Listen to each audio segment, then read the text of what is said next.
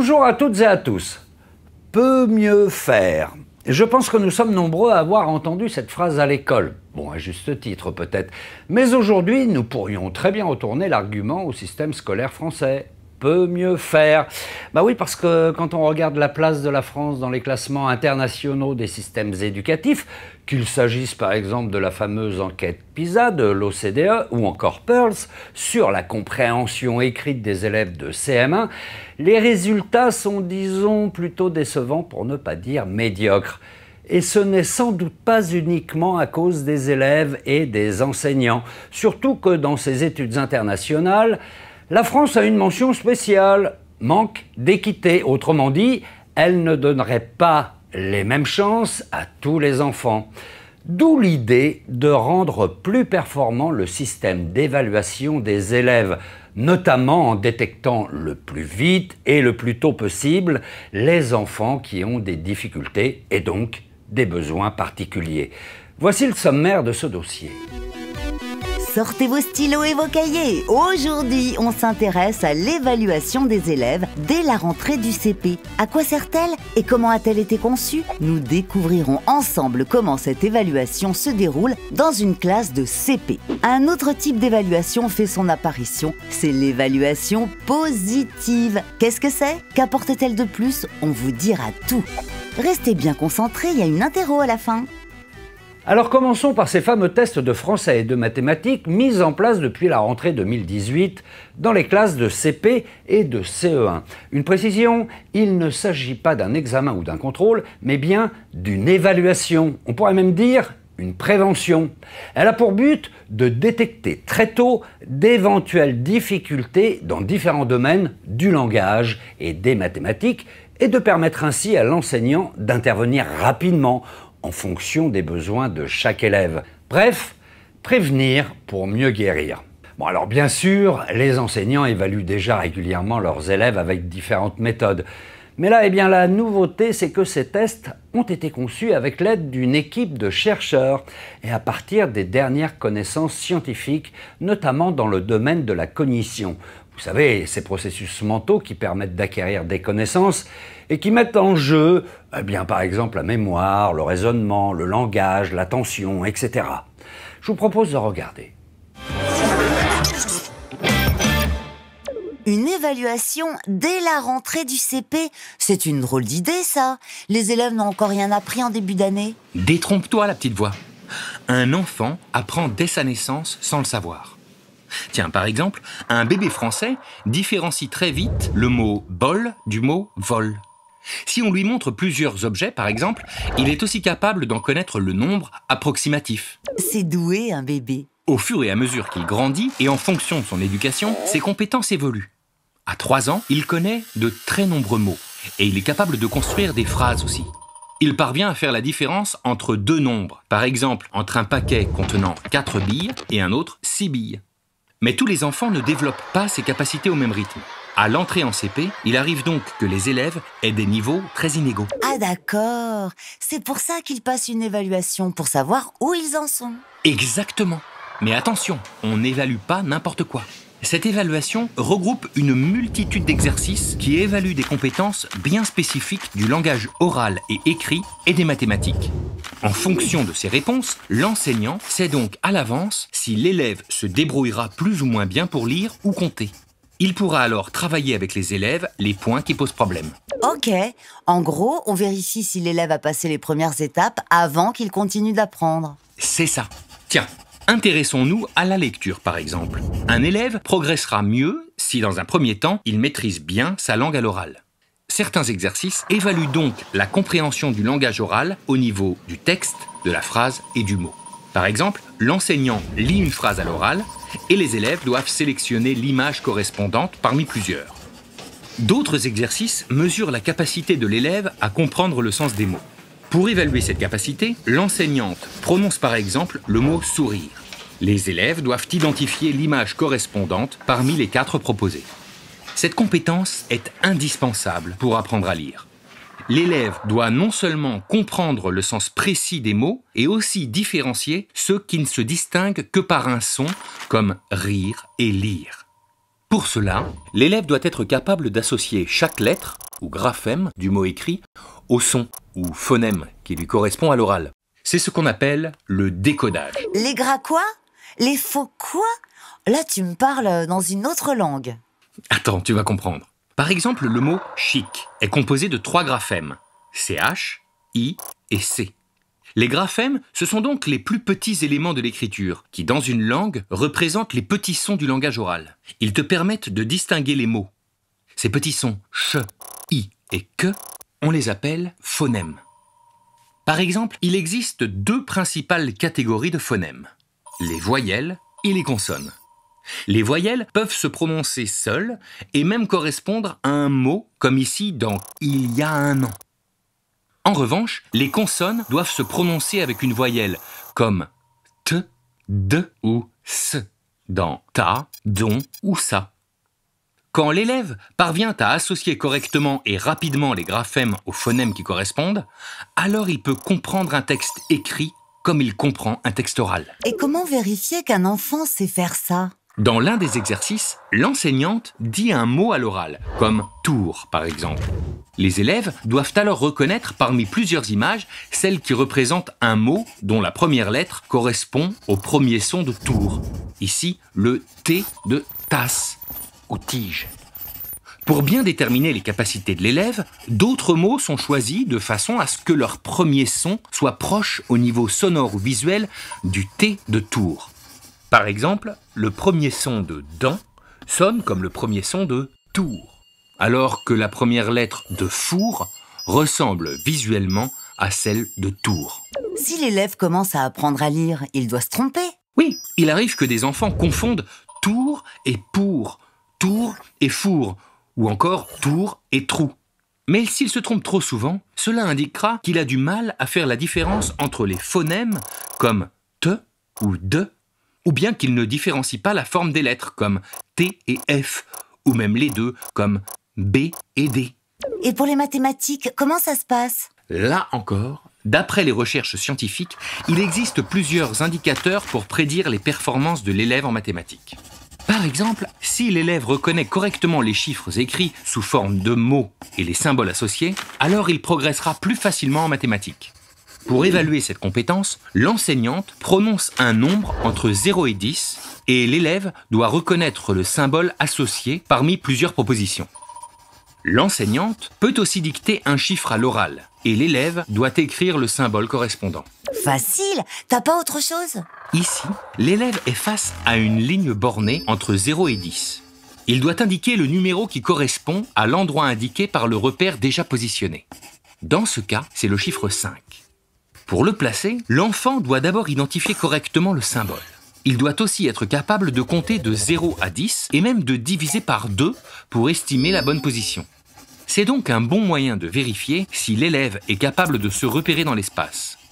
Eh oui, l'espace et les nombres sont 2 notions étroitement liées. Bien se repérer dans l'espace, c'est utile pour savoir compter? Si l'élève maîtrise bien cette ligne numérique, alors il cernera plus facilement le principe d'addition qui consiste à se déplacer sur la ligne vers la droite, alors que soustraire, c'est l'inverse.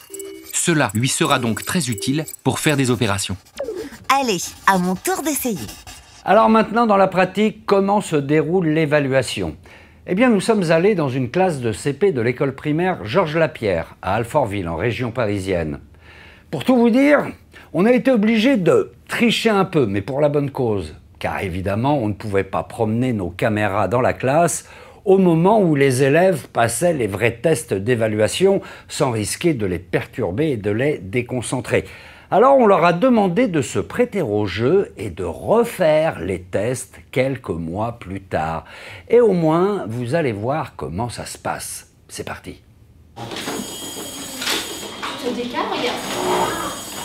Décale-toi. Aujourd'hui, c'est le jour de l'évaluation pour les élèves de cette classe de CP. Et pour commencer, l'enseignante sépare les élèves, elle distribue les cahiers d'exercice et elle les laisse écrire leur prénom dessus. Nous avons un guide de l'enseignant et puis des livrets pour les enfants dans lesquels il y a ces fameux exercices auxquels ils doivent répondre. Au programme, des exercices de français et de mathématiques. Pour chaque exercice, l'enseignante lit les consignes à haute voix, puis les élèves se lancent.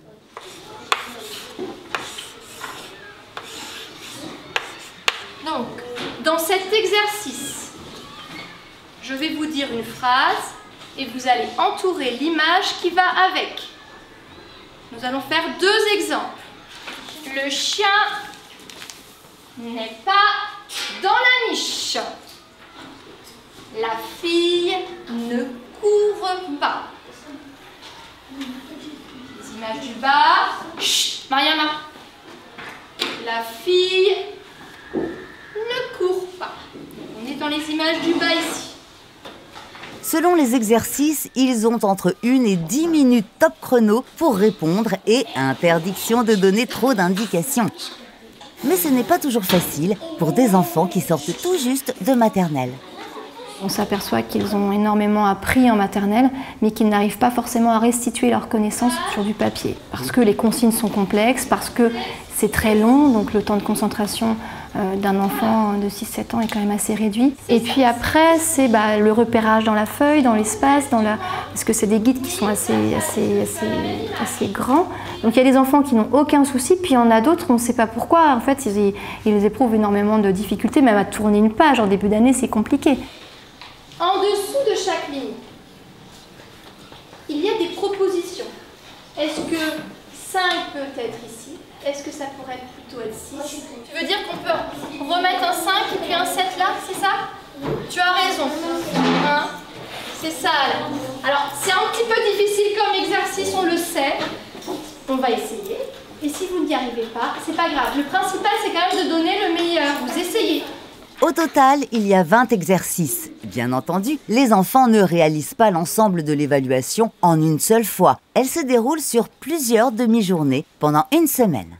En septembre, moi j'ai trouvé que ces évaluations nous prenaient trop de temps. Une fois qu'ils avaient fait ça, ils étaient tellement épuisés, ils avaient tellement donné que le reste de la journée c'était compliqué. En revanche, en février, elles ont été réajustées en termes de temps.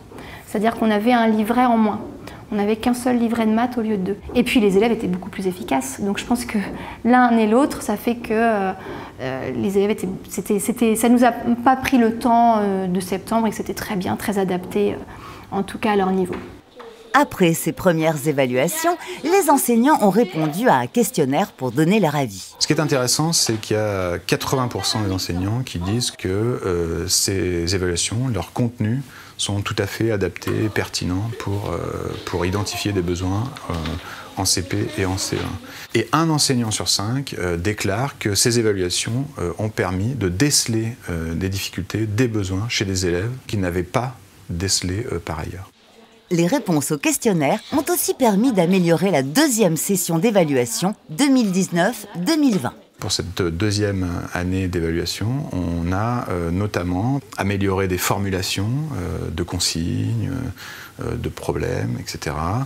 On a réduit le temps de passation. Et enfin, on a aussi réglé et amélioré largement des aspects techniques comme la saisie des résultats, la saisie informatique par les professeurs. En plus d'aider les enseignants à identifier les difficultés des élèves, ces évaluations apportent d'autres informations précieuses. Et oui, en épluchant les résultats partout en France, on observe des écarts importants de niveau d'un endroit à l'autre. Par exemple, en français, on a constaté des écarts très importants sur le vocabulaire, comprendre des mots à l'oral. Et on voit que, alors que 74% des élèves au niveau national maîtrisent cette compétence attendue au début de CP, ils ne sont que 44% à maîtriser cette compétence dans les zones les plus défavorisées socialement. Un moyen de lutter contre ces différences, c'est de réduire le nombre d'élèves par classe. Par exemple, dans celle de Sophie, ils ne sont que 15. Et ça aussi, c'est bénéfique pour les élèves. On a changé nos méthodes de travail, on a adapté nos méthodes de travail en les faisant travailler davantage en groupe, en les faisant davantage travailler donc en interaction entre chacun. Et puis avec l'enseignant, c'est super parce qu'on les sollicite énormément plus, donc l'engagement est d'autant plus important. On décèle notamment plus vite les enfants en difficulté dans un dispositif comme ça. Et on va les chercher et on ne les lâche pas. Donc ce qui permet aussi, moi je pense que là j'ai acquis, contrairement à l'an dernier à 25, un groupe relativement homogène. Il n'y a pas d'enfant qui a décroché réellement. Donc, les évaluations, c'est terminé. D'accord? Donc, les livrets, vous allez les mettre sur le bord. Nous allons les ramasser. Bon alors, comment ça s'est passé? Les exercices, ils étaient plutôt faciles. Les exercices, ils étaient pas très difficiles. Moi, c'est une fois, je me suis trompée. Moi, 0 fois. J'étais pas stressée, moi. Jusqu'à présent, dans ce dossier, nous avons parlé d'évaluation diagnostique, celle qui permet de connaître les acquis et les difficultés des enfants très tôt, dès l'entrée en CP. Mais l'évaluation, bien sûr, se déroule aussi tout au long de l'année scolaire. C'est indispensable pour permettre à l'enseignant de savoir si ses élèves assimilent bien ou non les connaissances et les compétences prévues au programme. Alors l'outil que nous connaissons tous pour évaluer les élèves, c'est la fameuse note sur 10 ou sur 20. Mais depuis quelque temps, une autre forme d'évaluation se développe dans les classes. Cette évaluation est dite bienveillante. On parle aussi d'évaluation positive. Oui, oui, je ne vous en dis pas plus, regardez. Dis-moi la grosse voix, c'est quoi une évaluation positive? C'est noter les élèves avec le sourire? Pas seulement. C'est avant tout une évaluation qui donne de la valeur au travail des enfants et plus de sens à ce qu'ils apprennent. Regarde. Au début de l'année scolaire, chaque élève reçoit un livret de suivi des compétences. Ce livret liste précisément l'ensemble des aptitudes et des savoirs que l'élève doit maîtriser d'ici la fin de l'année. Tiens, par exemple, en mathématiques, ces élèves de CE1 devront savoir écrire, nommer, comparer les nombres entiers, mais aussi les additionner, les soustraire et les multiplier. Ce livret, c'est un peu comme un guide pour toute l'année? Exactement. Ce livret définit un cadre clair et précis. L'élève sait donc quels objectifs atteindre et comment y parvenir. Par exemple, pour comprendre des énoncés écrits de plus en plus longs, Manon devra d'abord apprendre à bien décoder les mots, en commençant par les plus faciles comme feu ou je, puis fleur ou jeudi. Progressivement, elle va apprendre à lire des mots plus compliqués avec les lettres C, G ou S, comme garage et cage ou ruse et russe. En effet, pour comprendre un texte, Manon doit pouvoir reconnaître les mots écrits. Si elle se trompe souvent, elle ne va pas bien comprendre ce qu'elle lit. Et si elle n'est pas assez rapide, elle aura oublié le début du texte en arrivant à sa fin.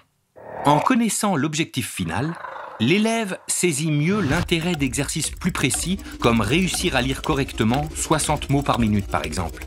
Et ça, c'est bénéfique pour apprendre efficacement. Bah, comment tu sais ça? C'est grâce aux recherches issues des sciences cognitives.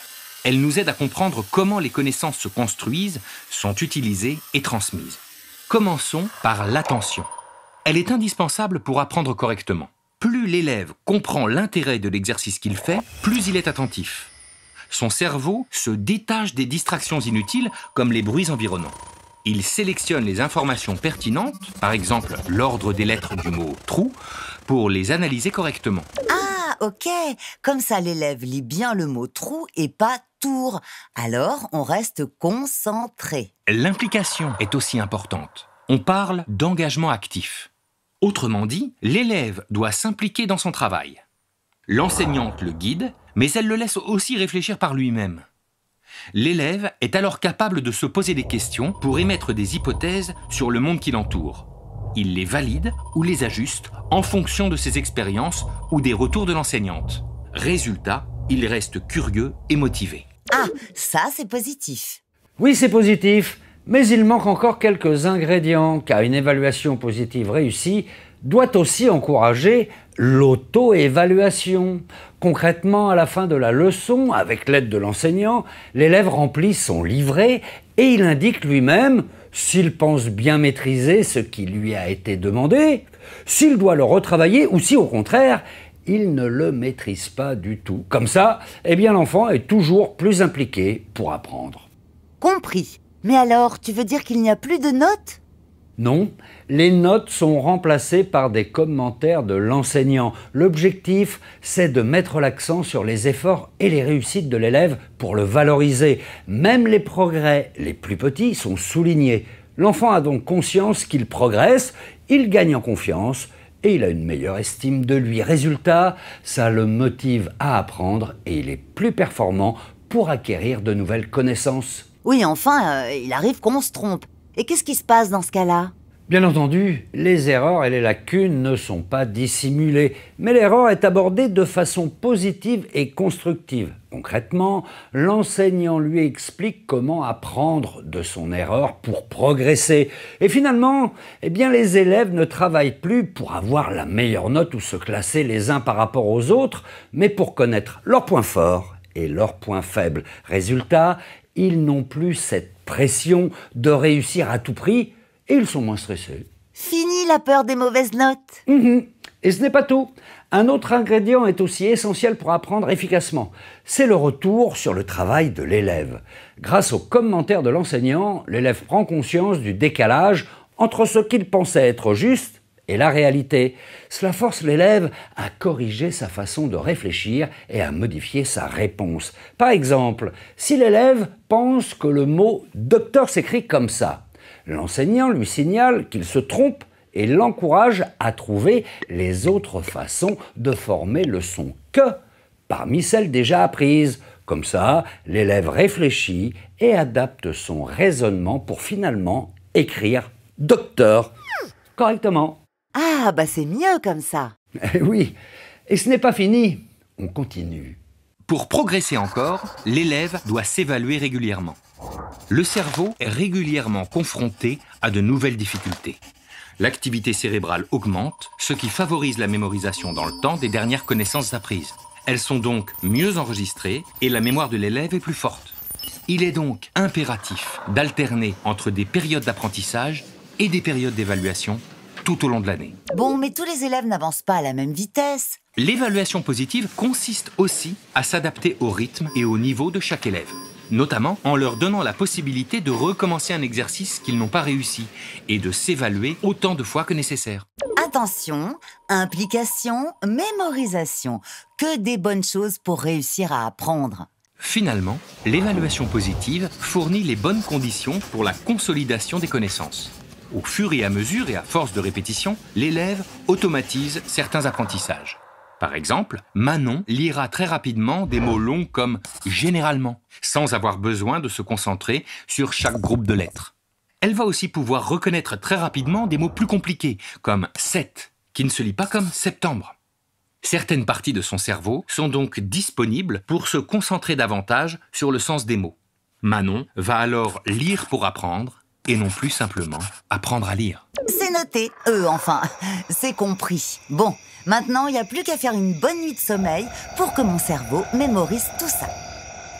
Alors même si les évaluations en CP et en CE1 ne sont en place que depuis 2018, elles influencent déjà le travail de certains professeurs. Et oui, qu'il s'agisse des méthodes d'enseignement ou d'évaluation, les pratiques ont évolué. Alors pour savoir concrètement quels sont ces changements, nous nous sommes rendus à l'école Manin, située dans le 19e arrondissement de Paris. On y va. Des élèves, des bureaux, un tableau, bref, en apparence, rien n'a changé. Et pourtant, Élodie Pichard, enseignante en classe de CP, a revu sa copie. Autrement dit, elle a modifié sa façon de travailler depuis la mise en place des nouvelles évaluations. Par exemple, les groupes de besoins sont faits dès le départ. Donc ça me permet d'avoir des groupes différents, homogènes, pour chaque catégorie qu'on travaille en classe. Ça me permet aussi de pouvoir faire plus rapidement des groupes hétérogènes, de dire voilà, je vais prendre un enfant qui a un résultat satisfaisant avec un enfant qui est fragile. Comme ça, je peux mettre en place du tutorat, je peux mettre en place de l'aide différente aussi pour pas que ce soit tout le temps la même façon d'enseigner. Donc ça permet d'avoir vraiment des groupes très précis et donc de mettre de la différenciation en place utile pour chaque groupe d'élèves. Autre nouveauté, Élodie retravaille en classe certaines compétences testées dans les évaluations. Pour cela, elle adapte les consignes ou la forme des exercices à sa façon. Ça me permet de les reprendre sous forme d'ateliers avec mes élèves et d'utiliser justement les groupes qui sont sortis des résultats pour reprendre à différents niveaux ces exercices, en les faisant plus faciles pour ceux qui ont des besoins, en les laissant tels quels au niveau de la difficulté pour les élèves fragiles et en les complexifiant parce que ceux qui ont un niveau satisfaisant peuvent aller plus loin, donc je commence à les faire aller plus loin. Et ce n'est pas tout. Élodie travaille aussi certaines compétences plus tôt dans l'année. Par exemple, la compréhension, j'en faisais beaucoup plus tard dans l'année et surtout, elle était bien moins structurée. C'était peut-être moins de méthodologie pour les enfants. Par contre, dès le départ, j'ai toujours fait de l'encodage de syllabes, écrire des syllabes sous la dictée de l'adulte, de la lecture de syllabes également, avec la phonologie, tout ça.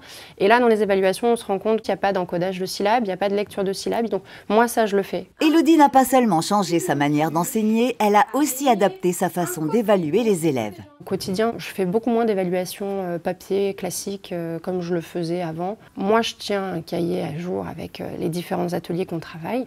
Je passe dans les groupes, évidemment. Et je les évalue en fonction du niveau dans lequel ils sont. C'est-à-dire qu'un enfant qui est dans un groupe à besoin, il ne va évidemment pas être évalué sur les mêmes compétences qu'un enfant qui est dans un profil de lecteur ou de lecteur-compreneur, bien sûr.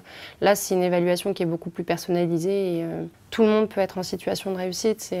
C'est l'objectif, même ceux qui ont des difficultés. Ils réussissent à leur niveau. Certaines idées viennent directement d'une formation de l'Académie de Paris spécifique à l'apprentissage de la lecture. Cette formation existait déjà avant la mise en place des évaluations, mais ces objectifs ont été mis à jour après l'analyse des résultats des élèves. Alors les évaluations montraient qu'il y avait beaucoup de difficultés, notamment en vocabulaire pour les compétences de compréhension. On propose donc une démarche d'apprentissage du vocabulaire qu'on pourra mettre en place depuis la maternelle jusqu'au CE2, en étoffant le vocabulaire, en le structurant, c'est surtout ça, et en le réinvestissant. Les formateurs comme Justine proposent donc des exercices ou des méthodes de travail clés en main aux enseignants. Comme ça, ils travaillent précisément les compétences dont les élèves ont besoin pour apprendre le vocabulaire. La démarche qu'on propose, c'est partir d'une collecte de mots que l'on fait par rapport à un thème. J'aimerais qu'on fasse sur le thème de l'école.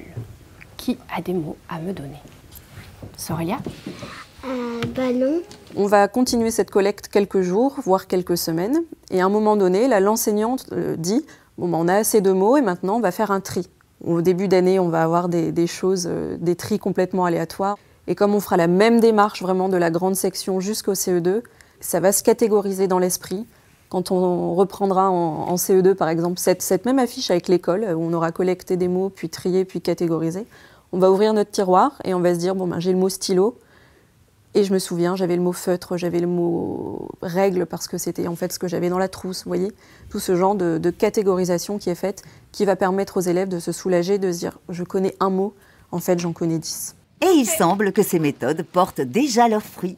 Depuis la mise en place des évaluations en association avec le plan lecture sur l'Académie de Paris, on a pu constater dans les classes une progression des élèves plus rapide, puisqu'on va leur faire apprendre à lire plus rapidement. Et on a pu se rendre compte l'année dernière que les seuls élèves qui n'étaient pas lecteurs en fin d'année étaient des élèves porteurs de handicap et quelques élèves aussi allophones, donc qui ne parlent pas français.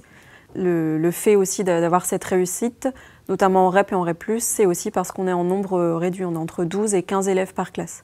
Donc c'est aussi pour les enseignants un moyen vraiment de mettre en œuvre ce qu'on leur propose au plan lecture. C'est beaucoup plus facile de faire des groupes à 15 qu'à 30 élèves. Oui, mais tous les enseignants peuvent s'inspirer de la formation parisienne, qu'ils aient 15 ou 30 élèves. Pour cela, il faut se rendre sur la page « Français à l'école » du site internet de l'Académie de Paris. Il y a des tas de conseils et d'idées à piocher. Bien alors, si on se résume, aujourd'hui, les pratiques d'évaluation sont essentielles pour faire progresser les élèves. Et pourtant, aucune méthode ne fait encore vraiment l'unanimité. Avec ou sans note, par compétence ou de manière globale, dirigée ou sous forme d'auto-évaluation, bref, il existe une grande diversité de pratiques et il faut bien constater que le système d'évaluation est en pleine mutation. Il pose question. Alors pour nous éclairer, nous avons interrogé 2 spécialistes. Regardez. Quand on est élève, on sait tous ce que c'est qu'une évaluation. Bon, enfin, on l'appelle un contrôle, etc. Et en fait, pour l'élève, qu'est-ce qu'il a envie de savoir? C'est s'il a bien compris ce qu'on lui a appris, s'il sait faire ce qu'on a appris. Enfin, c'est du côté de l'élève, une évaluation, ça a son importance. Et c'est pour ça que la forme de l'évaluation a aussi son importance sur l'effet que ça a sur l'élève. Une évaluation bienveillante, ça va, même s'il ne sait pas tout faire, ça va le renforcer, il va vouloir aller plus loin. Donc, l'évaluation a une importance pour l'élève. Pour l'enseignant, lui aussi, il a besoin de savoir ce que, individuellement, c'est un élève, pour pouvoir venir l'aider, pour pouvoir renforcer les notions qu'il n'a pas bien acquises, pour pouvoir lui dire d'aller plus loin. Donc pour l'élève, c'est important pour l'enseignant de savoir ce que cet élève sait faire, mais aussi l'enseignant, il doit savoir comment passe telle notion. Ça permet de faire ces réglages sur l'enseignement. Il faut que j'appuie plus sur ce bouton-là de telle notion ou moins, parce qu'il n'y a pas besoin d'en faire tant. Et puis, il y a un troisième acteur qui est l'institution. Elle gère tout le monde.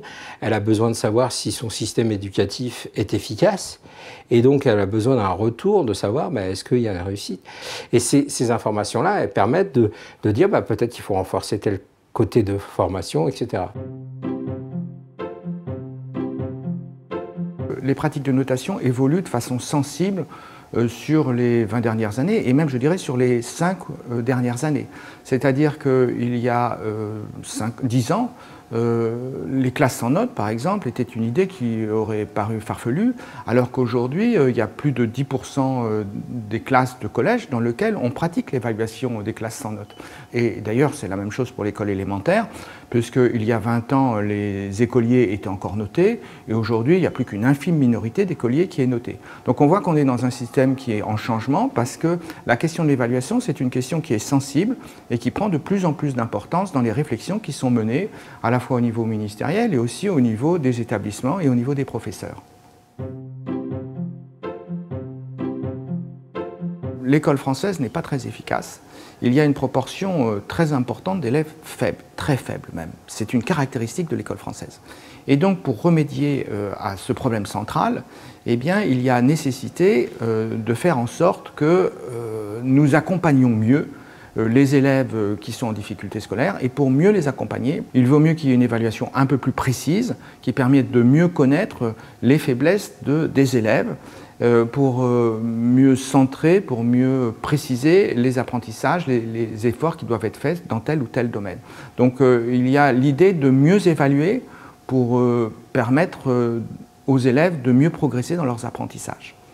L'égalité des chances est au cœur de l'évaluation. Plus une évaluation, on va dire, est peu compréhensible pour un élève issu de milieux non favorisés, c'est-à-dire non favorisés culturellement, c'est-à-dire qui n'a pas forcément tous les codes de l'école. Et plus on a des difficultés à comprendre, y compris ce qu'on attend dans une évaluation. Vous voyez ?